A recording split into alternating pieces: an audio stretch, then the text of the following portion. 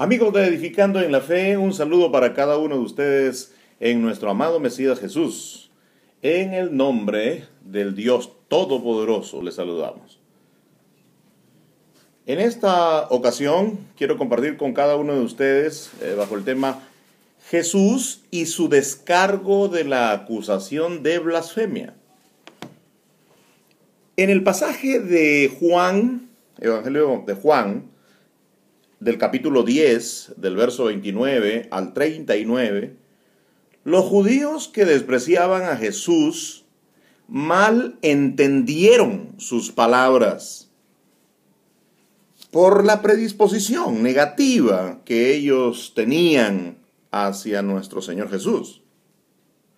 Tomaron la expresión que el Señor Jesús dijo en el verso 29, el Padre y yo uno somos, como una blasfemia y una transgresión al Shema.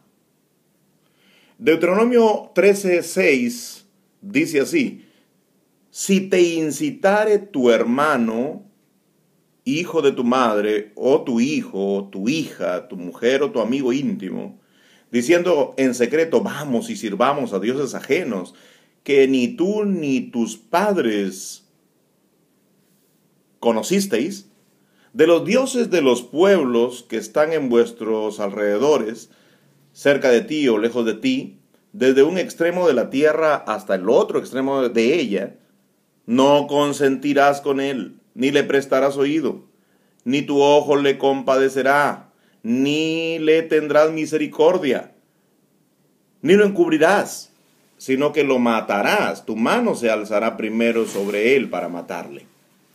Esto que acabamos de leer fue la causa del intento de apedrear al Señor Jesús.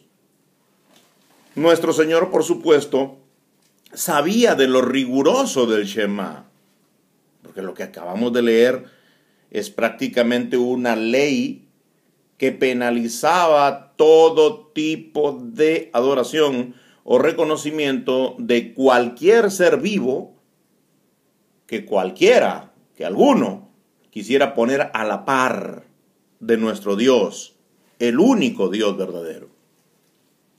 Bien, el Señor Jesús sí entendía lo que configuraba como blasfemia, según lo que se lee en el Pentateuco.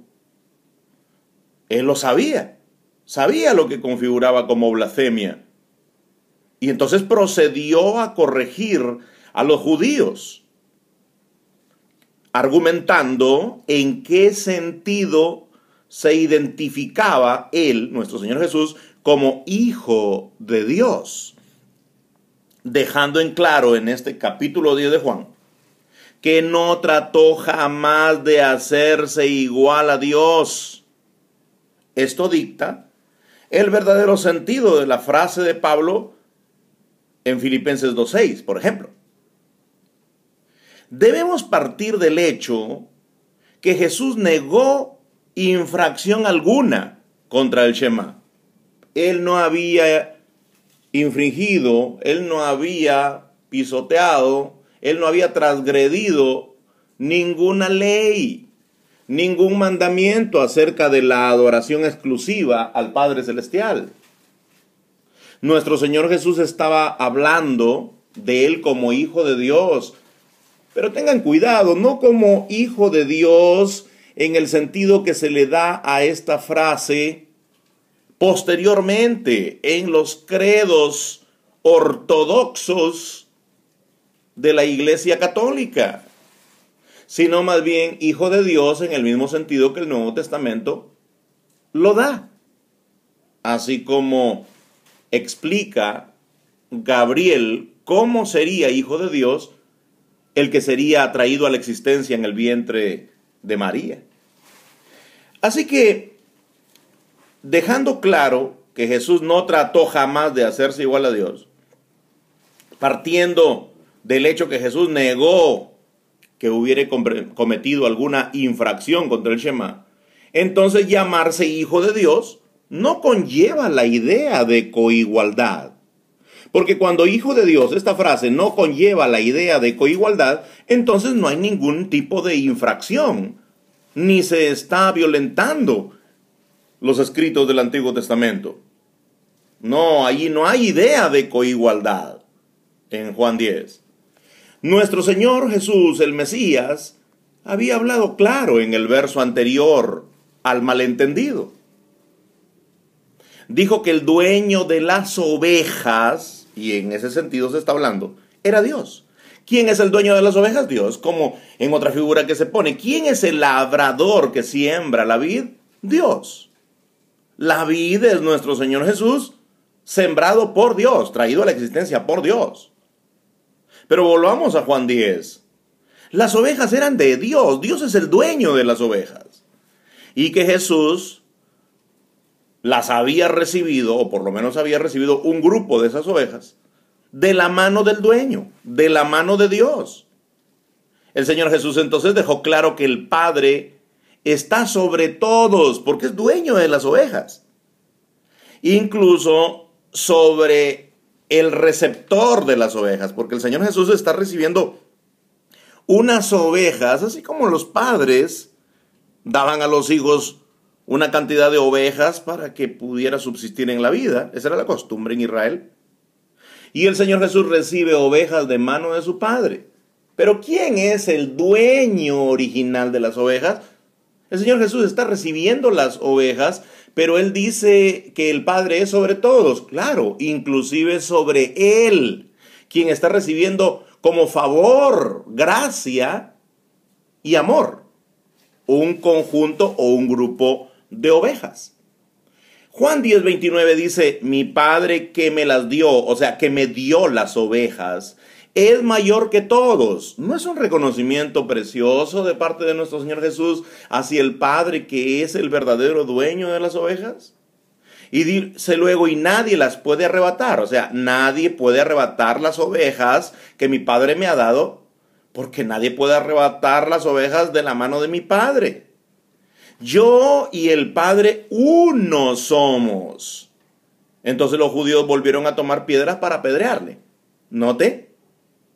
Entonces el Señor Jesús está hablando y reconociendo al Padre como mayor que todos. Es el dueño de las ovejas. Si el Padre está sobre todos, entonces su Hijo no era uno con Él sustancialmente, porque aquí no se está hablando de una cuestión de sustancias, de una cuestión de relación de coigualdad. No se está hablando aquí de un tema teológico. De lo que se está hablando aquí, en realidad, es que el Señor Jesús era uno con el Padre en armonía y propósito. Y eso se demostraba en su obediencia. Además, es fácil aquí entender. Si el Hijo promete de repente aquí proteger las ovejas con celo, con responsabilidad y amor, y el Padre Celestial tiene compromiso de proteger sus ovejas, entonces ¿qué tenemos? Tenemos que el Padre está comprometido a proteger las ovejas, y el Hijo, su Hijo que trajo a la existencia en el vientre de María, está comprometido para proteger las ovejas con su propia vida. Entonces aquí tenemos a dos comprometidos para proteger las ovejas. Hay un amor profundo del Padre hacia las ovejas, de Jesús hacia las ovejas, y esto los hacen uno en ese carácter amoroso y en ese propósito amoroso de proteger ovejas. Se está hablando de eso, ¿verdad? Es el tema. Entonces, el Hijo no solamente obediente, sino también de un solo sentir con el Padre, protege las ovejas. Lamentablemente, el día de hoy muchos comentarios bíblicos entienden el versículo en cuestión de la misma manera errónea, en la misma visión errónea que los enemigos de Jesús, sin tomar en serio el descargo de la imputación de blasfemia. Porque el Señor Jesús dijo, no estoy blasfemando en el momento que yo digo soy hijo de Dios. No está blasfemando. Dentro de los parámetros del Antiguo Testamento Jesús no blasfema, porque Él dice, yo soy hijo de Dios, como en el Salmo, como veremos en este momento, en Juan 10:33. Entonces los judíos volvieron a tomar piedras para apedrearle. Jesús le respondió: muchas buenas obras os he mostrado de mi Padre, ¿por cuál de ellas me apedreáis? Le respondieron los judíos diciendo: por buena obra no te apedreamos, sino por la blasfemia, porque tú siendo hombre te haces Dios. ¿Entendieron bien? No, entendieron mal, como la mayoría de palabras de nuestro Señor Jesús. Jesús le respondió: ¿no está escrito en vuestra ley, o sea, en la ley que ustedes tienen como palabra del Altísimo? ¿No está escrito en vuestra ley, en vuestra Biblia: yo dije dioses sois? Si llamó dioses a aquellos a quienes vino la palabra de Dios, y la Escritura no puede ser quebrantada. Al que el Padre santificó y envió al mundo, quien tiene la palabra de Dios, quien en realidad entrega el Evangelio, por eso es la palabra de Dios. Vosotros decís: tú blasfemas, porque dije hijo de Dios soy. El maestro asegura que al llamarse hijo de Dios no blasfema, no se hace igual a Dios, porque los jueces de Israel, a quien alude el Señor Jesús, no blasfeman al ostentar el título de Elohim o Dios, dado que este término no solamente es para Jehová Dios, sino para las autoridades de Israel. La máxima autoridad sobre la tierra en el futuro es Jesús el Mesías. No en vano llamado Rey de Reyes y Señor de Señores. Por tanto, nadie más adecuado como Él para llevar este título de Hijo de Dios, o inclusive el título de Dios, o sea, Elohim, en este segundo caso de aplicación, como los jueces de Israel. O incluso se puede llamar Elohim, en este segundo sentido del término. El Salmo 82:6 dice: yo dije, vosotros sois dioses. Note cómo Dios le dice a los jueces de Israel, a una autoridad nombrada por él que lo representaba: y todos vosotros hijos del Altísimo, o sea, y todos vosotros sois hijos de Dios. Dioses por ser hijos de Dios, ¿entiende? Si usted es un hijo de Dios, en un sentido es un Dios, solamente en un sentido, en el sentido de autoridad.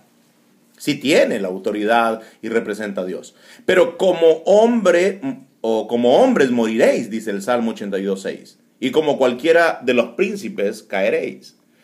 Traer a colación el título de los humanos jueces de Israel por parte de nuestro Señor Jesús es colocarse en esa categoría. Jesús se colocó en la categoría de autoridad representante de Dios. Esto es cierto si captamos que el Salmo 82 citado aquí es una reprensión a los dioses jueces. En cambio, Jesús nuestro Señor es el obediente y perfecto Hijo de Dios, nacido como el centro de los propósitos divinos y la máxima autoridad del siglo venidero. Ninguno como Él para llevar el título Elohim, o sea, el Señor Jesús es un gran Dios y Salvador. No se extrañe usted si los que reclaman Tito 2:13 como siendo sin corrupción, pues ellos reclaman pensando que se trata allí del término Elohim como único y exclusivo para Dios. Pero en realidad el título Elohim tiene esta aplicación para humanos. Así que el Señor Jesús, podemos decir, como Tito 2:13, es el gran Dios y Salvador Jesús. En ese sentido, en el sentido de autoridad representante de Dios. Ante este descargo del Señor Jesús, los judíos desistieron de lapidarlo, ya no lo apedrearon, persuadidos que no existió blasfemia. El Señor Jesús los corrigió. Ellos solo siguieron buscando en las palabras siguientes del capítulo 10 motivos infundados para llevarle ante los sacerdotes. Ellos malentendieron. El día de hoy, aún los comentarios exegéticos malentienden. Y la mayoría de religiosos malentienden porque releen una doctrina fabricada por los hombres en el siglo IV y la quieren releer forzosamente y de manera forzada en el Nuevo Testamento. Queridos hermanos, nos encontraremos en una próxima ocasión, siempre edificando en la fe, vuestro hermano y servidor en el Mesías, Edwin Mauricio Alza. Hasta la próxima.